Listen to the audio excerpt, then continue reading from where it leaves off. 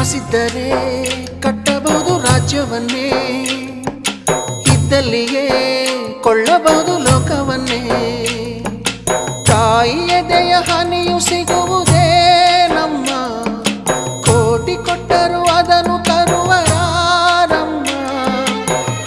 ಅವಳ ಮಡಿಲ ಸುಖ ದೊರೆತರೆ ಕೊನೆ ತನಕ, ಎಂಥ ಭಾಗ್ಯ ಕಂದ ಈ ನಿನ್ನ ಬಾಳಿಗೆ. ಹೆತ್ತವಳು ಯಾರಮ್ಮ, ಹೊತ್ತವಳು ಯಾರಮ್ಮ, ಅವಳಿದೆ ಅಮೃತದೇ ಉತ್ತರವೂ ಇದೆಯಮ್ಮ.